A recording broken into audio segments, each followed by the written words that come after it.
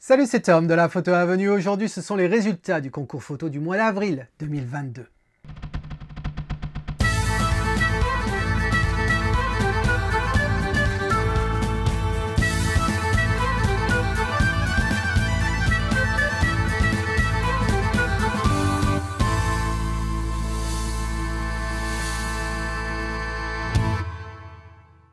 Alors avant de rentrer dans le vif du sujet, de voir ensemble les différentes photos qui ont été soumises au concours de ce mois-ci, eh bien j'ai une annonce importante à te faire.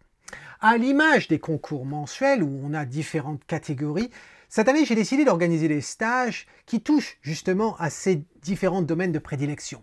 Alors la première catégorie que l'on a pour le concours, chaque fois, eh bien, on commence par l'animalier. Et il y a un stage qui traite justement de l'animalier avec le concours sur le cheval Camargue. Mais il y a aussi du paysage. Et là, eh bien, très souvent, on a des paysages qui nous inspirent, tels qu'au bord de la mer. Eh bien, c'est la raison pour laquelle, cette année encore, on va aller en Bretagne, sur la côte de Granit Rose, et essayer de photographier tout ça. Et puis, la catégorie qui suit généralement l'animalier, eh bien, c'est le portrait. Et là aussi, il y a un stage dédié au portrait qui va se dérouler au mois de septembre. Eh bien, je te parlais du paysage en disant que la mer était une source d'inspiration, mais il n'y a pas que ça. Très souvent, chaque mois, on voit beaucoup de photos de mer, d'océan, on va en voir encore aujourd'hui, mais il y a aussi la montagne, ce qui est un petit peu l'opposé en fin de compte de la mer. Et c'est pour ça que l'annonce d'aujourd'hui, ce qui ne va pas t'étonner en soi, je le pense, c'est bien sûr le stage dans la vallée d'Ossau. Et oui, chaque année, on a pu avoir ce stage, plusieurs séances d'ailleurs de ce stage généralement à peu près 2 fois l'été. Cette année, j'ai décidé de faire les choses un petit peu différemment. Certes, le programme reste exactement le même que ce que j'avais pu faire dans le passé. Seulement, j'ai décidé en fin de compte de changer une donnée qui devrait nous permettre de capturer quelque chose de complètement différent. Cette donnée, eh bien, c'est la date. Chaque fois, j'organisais ces stages au mois de juillet et au mois d'août. Et cette fois-ci, j'ai décidé de l'organiser au mois de septembre. Alors pourquoi j'ai décidé de le faire au mois de septembre? Pour plusieurs raisons. La première, c'est que en septembre, ça va nous éviter d'avoir les chaleurs caniculaires qu'on avait l'habitude d'avoir en juillet et en août. Ensuite, comme il n'y a pas toute cette chaleur, et que la météo change au mois de septembre dans le Béarn, eh bien on va avoir la présence de nuages qui n'était pas très souvent le cas quand j'organisais les stages au mois de juillet, voire même juin, des fois juillet et août. Donc là, j'espère avoir des ciels un peu plus chargés. Et puis il y a aussi les couleurs, avec la végétation, qui va changer entre juillet, août et septembre. Septembre, ça devient un peu plus vert, et puis des fois, ça peut partir un petit peu sur le marron à l'approche de l'automne. Donc, ça va nous donner des scènes que je connais très bien, mais qui vont être complètement différentes grâce à cette météo et grâce à cette nouvelle saison. Et puis, il y a un autre atout aussi, c'est que, eh bien, on ne sera pas en période scolaire, on va avoir moins de touristes, parce que cette vallée était très très populaire, et là, au mois de septembre, eh bien, il va y avoir moins de monde. Donc voilà les raisons pour lesquelles j'ai décidé d'organiser ce stage au mois de septembre. Alors, quand est-ce qu'il se déroule? Eh bien, c'est très simple. Il va se dérouler sur 4 jours. C'est le 15 septembre, le 16 septembre, le 17 septembre et le 18 septembre. Alors, quel est le programme? Bien, comme d'habitude, c'est-à-dire que le 15 septembre, en fait, on va pas apprendre quoi que ce soit, si ce n'est apprendre l'un de l'autre, puisqu'on va faire connaissance autour d'une bonne table dans l'auberge où on reste. Voilà. Donc ça, c'est le jeudi soir. Et dès le vendredi matin, eh bien, on attaque avec un rappel des bases de la photographie. Et une fois qu'on a pris nos repères, eh bien on va partir et mettre en pratique ça directement sur le terrain, dans les différentes vallées qui entourent le lieu où on se trouve. Ensuite, le lendemain matin, c'est là que l'action vraiment démarre, puisqu'on va partir de très bonne heure, dès l'aube, et on va grimper jusqu'au pic d'Ossau. Voilà, ou du moins jusqu'au lac d'Ayous, et là on va aller à peu près à 2800 mètres d'altitude. Alors, c'est une marche tranquille, c'est pas de la course, puis en plus on est photographe, donc on va s'arrêter tout au long pour faire des photos, et on va vraiment prendre beaucoup de plaisir. La balade est absolument superbe, on va avoir notre déjeuner une fois arrivé au refuge. Après avoir déjeuné, on ira faire d'autres photos un peu plus au-dessus, etc., autour des lacs, ça va être très sympa. Et puis, une fois qu'on a fait ça, eh bien, on redescend pour le dîner, et après, coucher de soleil, peut-être photo de... peut-être voie lactée, ou du moins de nuit, on verra. Généralement, on s'amuse à faire de la circumpolaire et autres. Et puis le lendemain matin, eh bien, petit déjeuner, puis après, on part, on redescend dans la vallée tout en faisant un parcours différent parce que c'est une boucle, c'est pas à revenir sur nos pas. Et on va voir donc la vallée sous un angle différent, comme on a l'habitude de le faire chaque année. Et là, ça peut être très, très intéressant. Et ensuite, quand on est arrivé en bas, eh bien, on retourne à l'auberge et on va faire une ultime revue photo des photos capturées durant tout ce stage-là. Voilà donc le stage à Osso. Je suis très excité d'annoncer ce stage-là. Ça fait vraiment plaisir de pouvoir l'organiser. Alors attention, ce stage est limité à 6 personnes et il y a déjà 2 places de prise déjà. Donc il n'en reste que 4. Ouais, que 4. T'es bon en maths, peut-être mieux que moi d'ailleurs. Voilà, si ça t'intéresse, le lien s'affiche en haut ici. Lis la description de la page. En bas, il y a un formulaire. Ce n'est pas un formulaire d'inscription, c'est simplement un formulaire pour que tu prennes contact avec moi. Et à ce moment-là, je te donne toutes les informations sur les tarifs, les modes de paiement, etc. etc. Voilà. Maintenant que c'est dit, eh bien, commençons, non pas ce stage, mais ce concours photo du mois d'avril. On va commencer par la catégorie animalière. Comme d'habitude, je te propose bien de voir un diaporama et on se retrouve juste après.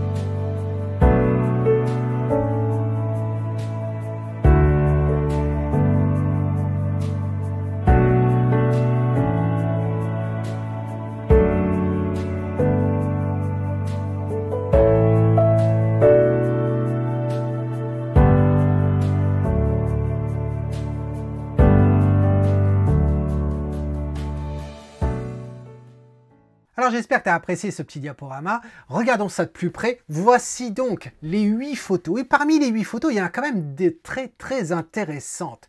Alors, si on affiche ça, celle que j'ai décidé de garder, hop, c'est ici. Voilà, j'ai décidé de garder celle-ci. Alors, qui est-ce qu'on a?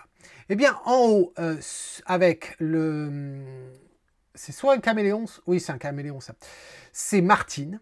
Ensuite, au centre en haut, c'est Thierry. Ensuite, ça va être Jean-Philippe avec l'oiseau au coin droit. Ensuite, en bas à gauche, eh bien, c'est Nicolas. Et enfin, la dernière photo, c'est de Pascal. Alors, comme d'habitude, ce que je vais faire, eh bien, c'est que je vais les parcourir une à une assez rapidement. C'est pas une revue photo pour dire ce que j'en pense. Et ensuite, je te dis celle que j'ai décidé de garder. Alors, cette photo de Martine, je vais éteindre la lumière comme ceci pour qu'on puisse un petit peu mieux voir. Mais écoute Martine, je trouve ça vraiment pas mal du tout. J'aime bien la netteté, j'aime bien le contraste qu'il y a. Un petit peu dommage hein, que l'œil, cet œil qui est assez extraordinaire d'ailleurs, hein, de cet animal qui arrive à faire pivoter son œil dans tous les sens. C'est dommage qu'il ne pointe pas vers nous. C'est dommage qu'il pointe vers quelque part et on ne sait pas où est-ce qu'il va pointer. J'aurais presque envie, j'aime bien la couleur arrière-plan, hein, ce marron bordeaux, je trouve que ça se marie bien, ça aide avec le contraste, on récupère certaines couleurs que l'on a sur l'animal. Je me demande si j'aurais aimé donner un petit peu plus de punch, un petit peu plus de vibrance sur cette photo, non pas en augmentant la saturation, mais vraiment en bougeant le curseur des vibrances et avoir gagné un petit peu de vibrance, voilà. Dans les couleurs, gagner un petit peu ouais, de punch. Mais je trouve ça pas mal du tout. Ensuite, celle-ci de Thierry, hein, je crois que c'était Thierry. Eh ben écoute, je trouve pas ça pas mal. Hein. C'est pas mal. Je t'avouerai que habitant au bord de la mer du Nord et puis au bord de l'estuaire, les oiseaux du littoral, ils n'ont pas tendance à avoir grande qualité à mes yeux. Voilà. Je sais pas, c'est parce que je suis blasé, je les vois tous les jours. Je sais pas, je trouve qu'il manque de couleur par rapport aux oiseaux que l'on a sur les oiseaux de terre, en fin de compte. Hein. Donc, je suis jamais très excité quand je vois une mouette ou un goéland. Ou, voilà. Mais bon, ta prise est bien faite. Le bokeh, je le trouve sympa. je trouve sympa, il est au bon endroit. Je trouve sympa parce qu'en fait, ça nous fait des ronds. Et ça rappelle un petit peu les galets qu'on a devant. Donc, je trouve ça bien. J'aime le fait qu'on ait ce bokeh en premier plan également. Donc, non, je trouve ça bien réussi. Ensuite, Jean-Philippe. Jean-Philippe, je la trouve très sympa cette photo. J'aime bien les couleurs, j'aime bien la tonalité.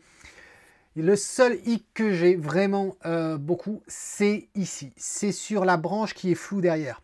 J'aurais préféré, et je sais que tu ne travailles pas sur Photoshop, pardon, mais c'est une photo qui aurait mérité d'être passée dans Photoshop pour supprimer justement la branche floue et créer quelque chose d'un petit peu plus propre en fin de compte. Ça reste la réalité et je sais que on a eu cette conversation puisque Jean-Philippe fait partie de la classe or et donc chaque mois on a un entretien ensemble et on a parlé justement de la photo animalière et à quel point on va traiter nos images et est-ce que c'est une course à la réalité, est-ce que quand on supprime une branche, est-ce que ça reste la réalité ou pas, voilà, c'est tout un débat, mais je pense que là, on aurait pu en bénéficier parce qu'on a une telle douceur dans les tons arrière-plan que cette branche-là, elle attire un petit peu trop le regard, elle est trop lumineuse, et la solution, elle n'est pas de cropper, je pense pas que la solution est de couper, je pense qu'elle aurait été très, très bien équilibrée comme ça, peut-être un petit poil long sur la droite. Peut-être un poil long sur la droite. Voilà ce que j'aurais à dire là-dessus.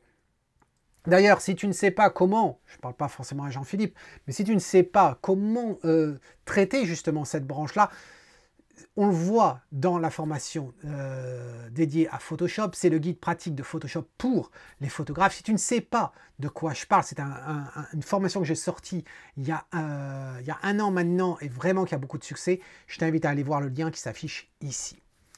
Ensuite, on continue avec les oiseaux, avec cette photo de Nicolas. Écoute Nicolas, j'aime beaucoup la douceur, j'aime les tons que tu as dans cette image. Vraiment, cette légère désaturation, je trouve ça, cet arrière-plan crémeux et tout, je trouve ça très bien. L'action avec le bec ouvert comme ça, c'est absolument magnifique. Donc bravo Nicolas. Et ensuite, celle-ci, c'est Pascal, hein, je crois. Oui, Pascal. Écoute, encore aussi sur celle-ci, il y a une certaine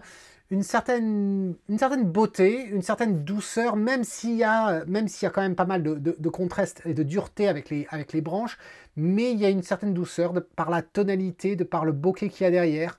Et à la limite, des fois, on essaie de se focaliser sur le fait que le sujet doit vraiment ressortir. Mais en animalier, des fois, je me dis que c'est aussi intéressant quand le sujet a tendance à se perdre.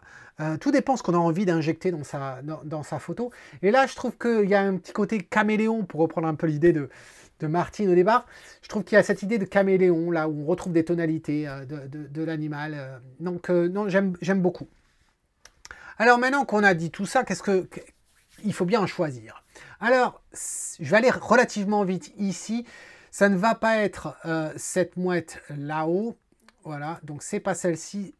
Ça ne va pas être l'oiseau ici de Jean-Philippe à cause de la branche ici, et peut-être le cadrage aussi légèrement. Ensuite, ça ne va pas être le caméléon de par l'œil, et puis, oui, c'est principalement l'œil. Ici, il me manque quelque chose, voilà, elle est bien réalisée, mais il me manque quelque chose, et bon, c'est pas de ta faute, hein. Il fallait l'appeler, mais sinon c'est bien réalisé, c'est juste que ça me manque un petit quelque chose. Voilà, et ensuite on se retrouve entre ces deux-là. Et là, là c'est pas facile non plus, mais je vais pas faire durer le suspense. Il y a une photo qui a tapé droit dans mon cœur, et c'est la photo de Nicolas. Félicitations Nicolas, vraiment bravo. Et surtout, je voulais en préciser quelque chose, parce que cette photo-là, eh bien, je crois qu'il est bon de préciser que, alors je vais la faire,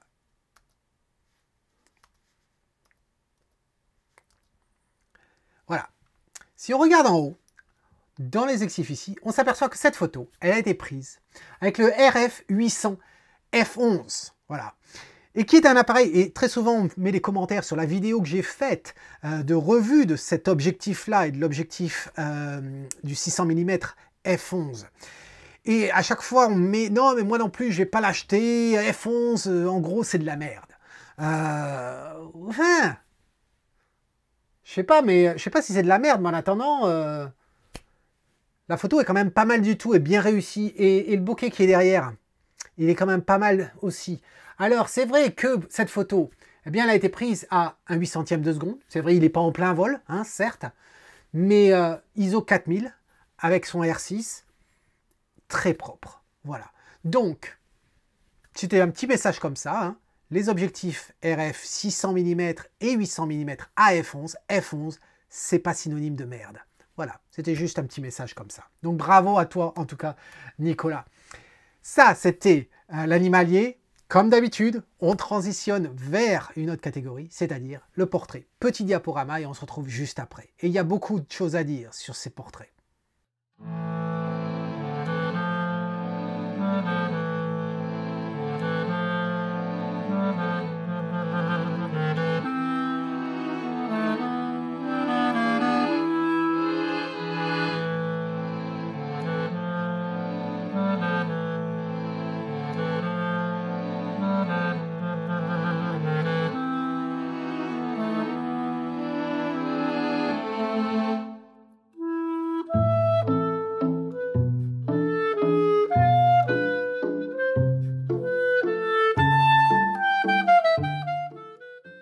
Alors j'espère que tu as aimé ce diaporama sur le portrait. Il y a des photos quand même qui sont vraiment pas mal. Regardons ça de plus près. Voici donc les 5 photos. Il n'y a pas beaucoup de photos, hein. Il n'y a pas beaucoup de participants dans cette catégorie portrait. Mais bon, j'espère que ça va grandir, j'espère qu'il va y en avoir de plus en plus. Qu'est-ce qu'on a? Eh bien, on a ces photos-là. Et sur ces photos-là, celles que j'ai décidé de garder, ou de mettre du moins en avant, c'est ces 4-là. Alors, qui est-ce qu'on a? Eh bien, en fait, je le sais déjà, j'ai même pas besoin de regarder les noms. On a la photo à gauche, on le reconnaît, c'est normal, il se met en scène à chaque fois, c'est monsieur Stéphane. Voilà, Stéphane avec son autoportrait.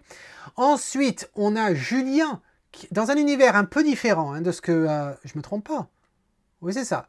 Julien qui a l'habitude d'avoir un univers très particulier dans les portraits, etc. Là, c'est différent, hein, pour un monochrome. Et puis ensuite, on a Pascal, ici. Et enfin, une autre photo de Thierry. Voilà.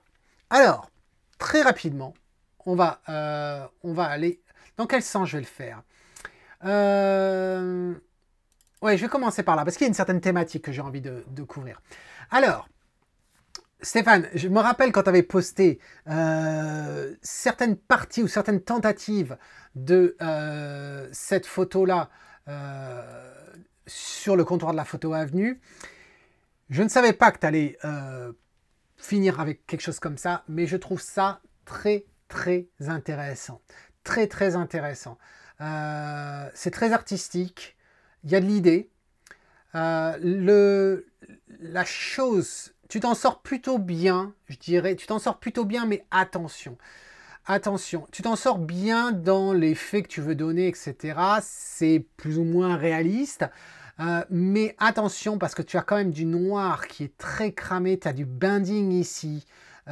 C'est très délicat tout ça. Et même là, je trouve que, bon, il fallait le montrer. Il fallait que ce soit visible. Mais bon, il y a un petit peu plus de travail, je pense, à faire quand même sur Photoshop à ce niveau-là. Mais ce qui m'embête le plus, c'est vraiment ici. Là. On se retrouve en fait à avoir presque du 2 bits. Hein, et 2 bits de couleur, j'entends. Hein, et donc du coup, on a des transitions qui manquent sur le relief de ce que tu portes. Voilà. Sur la gauche, je peux pas trop commenter. Sur la droite, pardon, je peux pas trop commenter parce que j'ai pas l'impression de voir... grande transition ou le même bending que l'on a sur la gauche, ou du moins pas autant. Voilà. Là aussi derrière les cheveux, etc. Mais bon, c'est pas une revue photo non plus. Donc, très intéressant ta photo. Ensuite, alors c'est là, on va commencer une thématique par rapport à toutes les autres photos. Cette photo de Julien, cette photo, et je vais le faire en parallèle, pas uniquement avec celle-ci, je vais mettre, voilà. Je vais le faire avec la photo, je vais retirer celle-là et je vais retirer celle-ci. Voilà. Qu'est-ce qu'elles ont en commun ces deux photos? Eh bien, ces deux photos-là, on pourrait les caractériser de low-key. au contraire de high key. High key, c'est une photo avec une dominance lumineuse. Un low key, c'est une dominance négative, une dominance sombre. La problématique de ces deux photos, c'est une problématique que je rencontre très souvent. Bon, j'ai eu l'occasion de parler avec Thierry, hein. Pareil, Thierry est dans la classe or et donc on a pu parler de différentes choses ce mois-ci et en particulier de cette photo-là, après qu'il l'ait postée bien entendu. Une des problématiques que je rencontre très souvent quand je regarde les photos qu'on me soumet, c'est cette idée qu'une photo low-key, c'est une photo qui doit être dans l'ombre complète, où il n'y a pratiquement que du noir et de la lumière. Du noir et la lumière. Et on en vient à vouloir sous-exposer le sujet. Or, c'est faux. C'est faux. Le low-key n'est pas... La solution pour faire du low-key n'est pas de sous-exposer son sujet. C'est d'avoir une dominance sombre dans la pièce, mais ce n'est pas de sous-exposer son sujet. Et d'ailleurs, il faut que le sujet soit correctement exposé. Alors pourquoi je dis ça? Tout simplement parce que ces deux photos sont complètement sous-exposées. Et c'est bien dommage. Et c'est bien dommage. Donc, c'est enrageant quand je vois ça, parce qu'on est... Allez, c'est pas une revue photo, mais pour qu'on comprenne un petit peu mieux. Si on prend celle-ci, et allez, on va augmenter l'exposition. Et là, je ne fais que regarder l'image. Hein. Je ne regarde même pas l'histogramme. Voilà. De combien je suis monté? De 1 arrêt 30. 1 arrêt 30, donc presque 1 arrêt et demi. Voilà. Ça aurait été l'exposition correcte. Et on redescend à ça. Hein, on le voit bien. Si on regarde l'histogramme, on s'en rend bien compte. Hein, toute la perte d'informations qu'on a là. Si on reprend l'autre photo, alors là c'est pareil. Allez hop, on monte, on monte, on monte, on monte, on monte, on monte, on monte. Voilà. Et c'est là qu'on s'aperçoit qu'en ayant sous-exposé la photo, alors certes, je suis sur un JPEG, mais je sais, pour la photo, c'était fait comme ça. Comme on a sous-exposé la photo, on se retrouve avec très peu d'informations dans ces parties sous-exposées, et donc on ne va pas pouvoir les récupérer, ou du moins l'image ne va pas être de bonne qualité. Là, j'étais déjà à 2 arrêts 25 pour récupérer. Voilà. Et les tonalités, on s'aperçoit qu'elles sont pas nettes. Là, on s'aperçoit qu'on a bien du 2 bits, hein, pas de transition. C'était comme pour chez Stéphane tout à l'heure. Donc voilà, c'était juste en passant, comme ça, je voulais mettre le point là-dessus pour essayer d'aider justement un petit peu tout le monde sur ces portraits. L'autre portrait donc de Pascal, c'est un petit peu la même idée. Pascal, le mois précédent, je t'avais dit que ta photo avait été faite, exposée correctement, et après, en post-traitement, tu avais assombri, ce qui a t'amener à avoir des problèmes avec des reflets, avec des lumières spéculaires sur la peau, etc., qui n'étaient pas traitées en post-production et qui trahissaient en fait ton idée. Là, c'est pas mal du tout, si ce n'est que c'est surexposé. Alors, c'est un petit peu l'inverse des autres. C'est que là, tu es surexposé sur cette partie-là. Voilà. C'est un petit peu trop éclairé et les parties qui sont sombres ne mériteraient pas d'être aussi sombres que ça. Voilà. Tu peux avoir un jeu de clair-obscur, mais faut-il encore que dans certaines parties, surtout là de la machine, etc., faudrait être encore capable de pouvoir voir un petit peu les détails. Et puis tu remarqueras que tu te retrouves à avoir des contours ici qui sont pas beaux du tout. Voilà.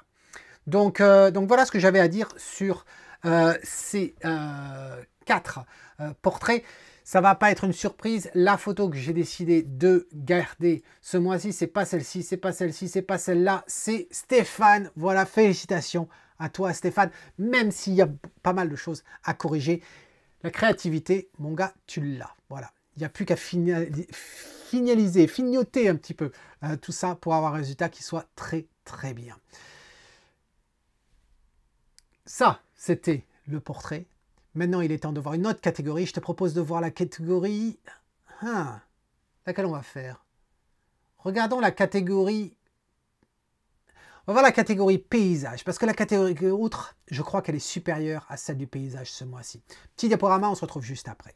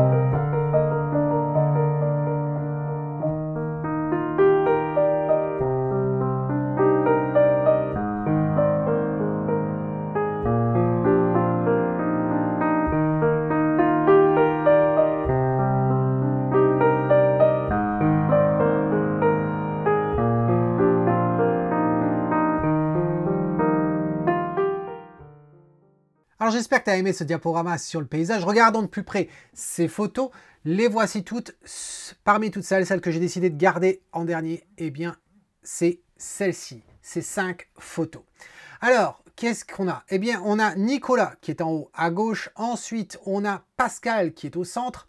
Ensuite, on a une photo de François qui est avec la neige et les arbres. Ensuite, en bas à gauche, eh bien, on a Stéphane le même qui vient de remporter la catégorie portrait. Et ensuite, on a Mathieu avec cette photo ici. Alors, qu'est-ce qu'on pourrait dire sur ces photos? Très rapidement, cette photo-là, pas mal du tout, Nicolas. Je me demande si tu l'as pas prise en... Tu l'as faite où cette photo? Est-ce que c'est une photo que tu as faite en Afrique? Je ne sais pas. En tout cas, bref, très sympa. Le soleil est absolument magnifique. Mais, alors, attention, dans les parties ombres ici, hein, pareil, on se retrouve en du 2 bits. Il y a des trucs qui ne sont pas nets du tout ici. Mais d'un point de vue composition, cette verdure que l'on a là m'embête. Voilà. Si tu ne l'as pas, d'un seul coup, tu vas voir que ta photo va être beaucoup mieux. Pourquoi? Parce qu'on a une certaine aération que l'on a sur la droite. Et là, eh bien, on se retrouve bouché à cet endroit-là. Et c'est un petit peu dommage. Je pense que tu aurais bénéficié beaucoup de ne pas avoir ça. Tu peux gérer ça en post-traitement. Ça pourrait le faire. Ensuite, et oui, je crois bien que c'est l'Afrique, rien qu'en regardant l'arbre qu'il y a derrière au loin. Voilà. Donc après ça, qu'est-ce qu'on a? Cette photo-là, j'ai dit qu'elle était de Pascal. Alors, Pascal, moi ta photo, il y a des choses que j'aime bien, il y a des choses que j'aime beaucoup moins. Les choses que j'aime beaucoup moins, et même pas du tout, ce sont tes rochers. Voilà, il y a quelque chose de vraiment pas catholique, je dirais, dans tes rochers. Ça fait faux, il y a une texture qui est complètement fausse. Ça va pas du tout. Je sais pas ce que tu as fait dessus, mais ça marche pas du tout. Et après, qu'est-ce que j'aime? Tout le reste. C'est-à-dire que s'il n'y avait pas les rochers, la photo, absolument magnifique. Un effet très peinture, je trouve, sur cette eau. Attention, je me demande si tu n'as pas utilisé Sharpen sur cette image, qui nous crée un effet assez particulier. Des fois, je dirais que j'aimerais pas cet effet-là, mais ça fait un effet peinture ici, pourquoi pas. Par contre, l'effet sur les rochers, absolument négatif. Mais sans les rochers, la photo aurait été absolument fabuleuse. Voilà. Ensuite, cette photo de François. François, ton espace négatif, il aurait de l'idée. J'aime bien l'ombre, la lumière dure sur ces deux arbres. La problématique, c'est que par exemple, ici, là, ça, j'y crois pas du tout, à cet endroit-là. Sur le devant, j'aime bien qu'il y a une légère texture, on le devine. Je trouve que c'est quand même un petit peu trop sur la gauche, sur la droite, pardon. J'aurais pas demandé à ce qu'elle soit au centre, ou peut-être au centre, ça aurait peut-être fonctionné, mais un petit peu plus sur la gauche. Je trouve qu'il y a beaucoup trop d'espace ici, tout est concentré à cet endroit-là, et j'y crois pas trop. Mais le plus gros du problème, je pense que c'est déjà ici, voilà. Ensuite, cette photo de Stéphane. Stéphane, écoute, je l'aime vraiment beaucoup, cette photo. Tu avais montré d'autres photos que tu avais fait le mois dernier ici. Ce qui me plaît dans cette photo, je ne sais pas si c'était un autre autoportrait. Tu ne l'as pas mis dans le portrait, tu l'as mis dans le paysage. Je ne sais pas si c'est toi dans la scène ici. Mais je trouve ça très intéressant. Le fait que tu aies gardé la personne, ça te donne vraiment une information de perspective. Et il semblerait qu'il y ait une autre personne à cet endroit-là. C'est assez poétique, je trouve. C'est un petit peu comme... des fois, on voit ça dans des films. Hein. On a un petit peu l'esprit zombie de gens qui vont sur les... voir quelque chose et ils marchent tous vers la crête, vers le haut de la colline. Et ça me rappelle un petit peu ça, voilà. Et donc, je trouve ça très, très sympa. La vague comme ça qui part ici, je trouve ça vraiment, vraiment intéressante, cette photo. Donc, bravo. Ensuite, cette photo de Mathieu. Alors, Mathieu, là, il y a des choses que j'aime bien, il y a des choses que j'aime moins bien. Je trouve qu'il y a énormément d'éléments. On reconnaît la scène d'ailleurs. Martine reconnaît la scène surtout, puisque Martine, dans la revue photo que j'ai publiée donc il y a une semaine, c'était une photo à cet endroit-là, de cette maison. Seulement la marée n'était pas au même niveau et on était décalé à droite de la jetée. Là, il y a des tons qui me plaisent ici. Voilà, là j'ai un ton, le ton vert, orangé, là il me plaît bien avec le bleu là. Ça me plaît bien. Le ton froid qu'il y a ici, il me plaît bien aussi. Là, le ton ici, il me plaît bien. Le ton qui est là, pas trop. Vraiment pas trop. Le cadrage global, la composition globale, j'y crois pas trop. Mais ce qui m'embête le plus ici, c'est que quand on regarde l'horizon, ça nous paraît droit. Et quand on regarde la jetée ici, eh bien, elle paraît complètement bancale. Elle paraît pivotée, on va tomber sur la droite. Et quand on regarde la maison, eh bien, on a presque la maison fait la même chose. Donc je ne sais pas ce qui s'est passé au niveau de ton cadrage. Est-ce que c'est le fait que tu étais penché vers l'avant ou quoi? Il y a un truc au niveau des lignes verticales qui fait pas du tout. Voilà, ça fait très très très bizarre, très curieux. Et j'avoue que j'adhère pas. Alors est-ce que cadrer différemment, est-ce que ça serait passé? Je t'avouerai que la jetée, le fait de l'avoir ici complètement à gauche, plutôt que de l'avoir sur la droite qui pointe vers la maison, j'ai l'impression d'avoir deux photos mises côte à côte, une avec le lever du soleil et une autre ici, et l'ensemble ne va pas ensemble, j'ai l'impression. Voilà. Alors, une fois qu'on a dit ça, eh bien, quelle est la photo que je vais garder? Je ne vais pas garder celle de Mathieu, ça paraît évident maintenant que j'ai dit ça. Ça ne va pas être celle de Pascal, à cause des rochers. Ça ne va pas être celle de François, ici. Et là, entre les deux, eh bien, celle qui, à mes yeux, n'a pas de souci, eh bien, c'est celle de Stéphane. Donc, Stéphane, you're on the roll. Félicitations pour avoir remporté ça. On va voir si tu remportes la catégorie autre. Après, j'en sais rien. Heureusement que tu fais pas d'animalier pour les autres.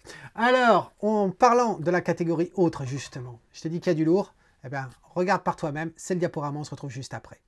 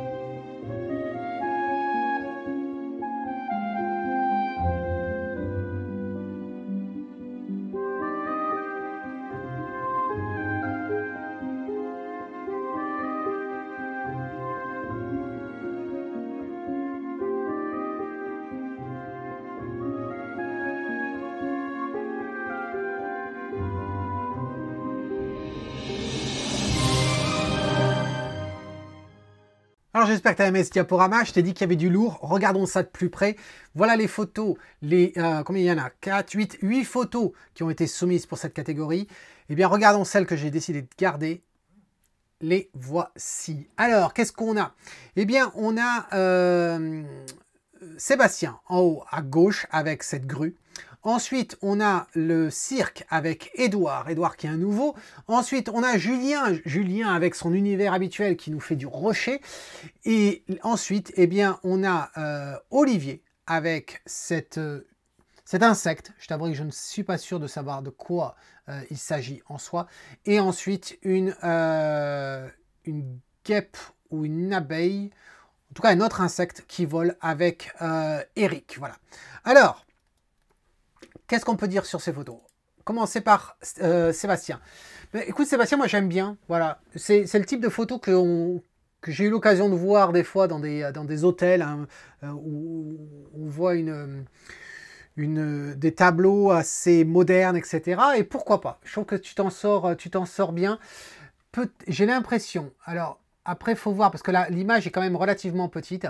Mais je te fais confiance. J'ai l'impression qu'il manquait un petit peu de netteté, mais je pense que c'est uniquement la résolution de l'image. Voilà. Mais non, je trouve ça bien.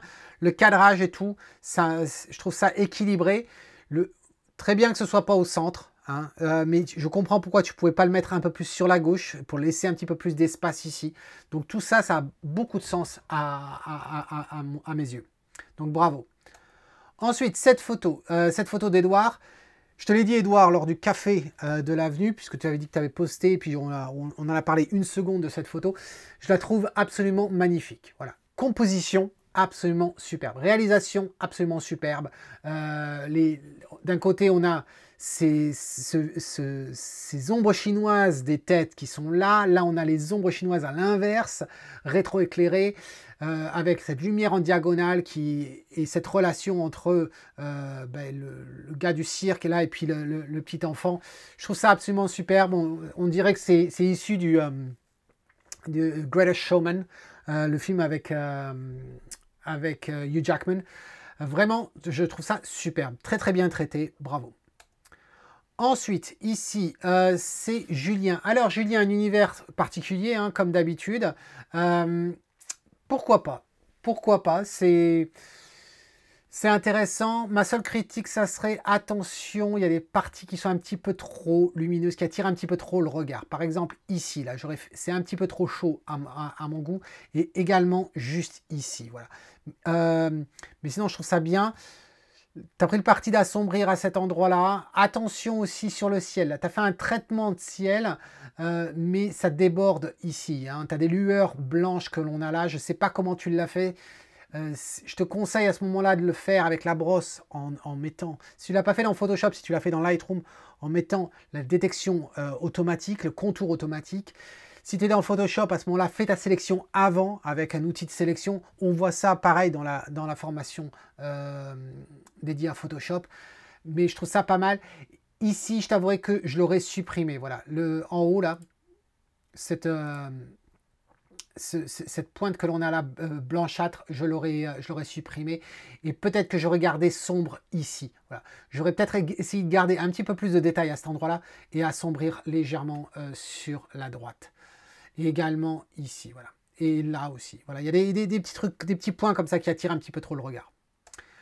Ensuite, cette photo qui a été prise par Olivier. Eh bien, écoute, Olivier, je dois dire que ça doit être la plus belle photo en proxy ou en macro que j'ai pu voir qui n'était pas issue du focus stacking. Pourquoi je dis ça?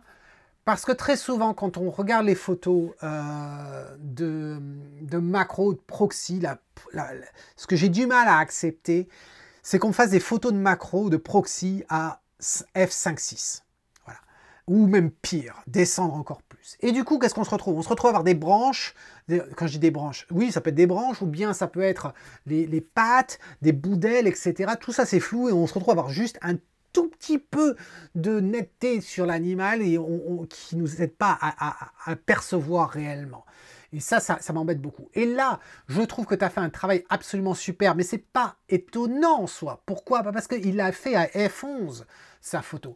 Donc là, on se retrouve à avoir toute la netteté qu'on veut. Certes, on n'a pas la plus grosse netteté au niveau des pattes ici, mais au moins elles sont relativement nettes et acceptables. Les ailes, idem ici, mais regardez ça. On voit les poils et les détails sur la tête, etc. Je trouve ça très bien. Je veux te dire, j'ai envie qu'une personne commente cette photo. Patrice, Rollingman, fais-moi un plaisir, mets-nous un commentaire sur cette photo, s'il te plaît. Dis-nous ce que tu en penses. Voilà, je trouve ça très, très intéressant. Bravo. Ensuite, une autre photo dans le même esprit faite par Eric. Cette photo prise en plein vol. Voilà. Il y a une certaine douceur dans cette photo. Il y a une certaine douceur que je trouve vraiment pas mal. Bravo pour avoir capturé la chose. La problématique pour moi, c'est quand même un peu de manque de netteté, profondeur de champ ici. Je dis c'est la netteté, c'est pas simple à photographier. Hein. Je dis, quand je fais les critiques comme ça, je sais à quel point c'est difficile de le faire à la base, mais je me base sur le résultat. Donc là, F8. Je pense pas que t'étais tort d'avoir F8, c'est juste que voilà, ça manque un petit peu de netteté à cet endroit-là et c'est un petit peu dommage. Tu l'as là, la netteté qui est bien, là j'aurais demandé juste un poil de plus. Attention sur cette transition-là, je trouve qu'elle est un petit peu quand même embêtante, elle est très présente ici, pas simple à gérer. Toi qui as la formation Photoshop, je pense que tu peux t'en sortir à supprimer cette bande blanche ici, voilà. Ou du moins l'atténuer, voilà. Donc maintenant qu'on a dit ça, eh bien on a tout ça. Qu'est-ce que je vais garder? Pas simple.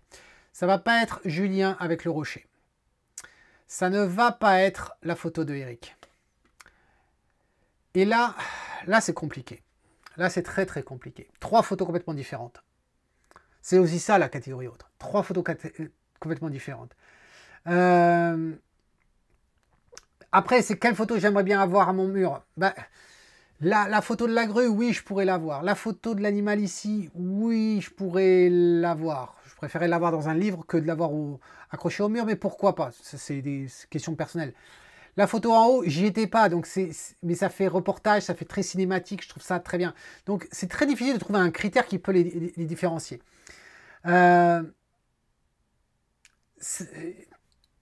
Tout vient en fait à la photo que j'ai envie de mettre en avant. Et là, c'est pas simple.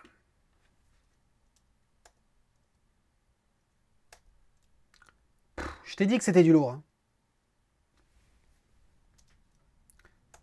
Alors, est-ce que je peux apporter une critique à ça? Non, j'ai absolument rien à critiquer sur cette photo-là. Celle-ci, non plus. Peut-être du banding ici, mais j'ose à croire que c'est uniquement sur le JPEG. Et ici, la seule critique que je pourrais faire de cette photo, mais c'est vraiment parce qu'il faut en trouver une, c'est que je trouve que la photo est un petit peu prise un petit peu trop haute. Voilà. C'est-à-dire que j'aurais préféré qu'elle soit inclinée légèrement plus basse. Si on avait serré un petit peu plus en haut et avoir un peu plus de détails en bas, et sans ce coin-là, je pense qu'il y a un traitement à faire dans Photoshop pour supprimer cette tache blanche ici qui est un petit peu dommage. Voilà, c'est juste basculer légèrement. Basculer légèrement. Et ça, on ne peut pas le faire en post-prod, à moins que la photo était plus grande que ça. Donc là... Oh, c'est dur. Oh, c'est dur.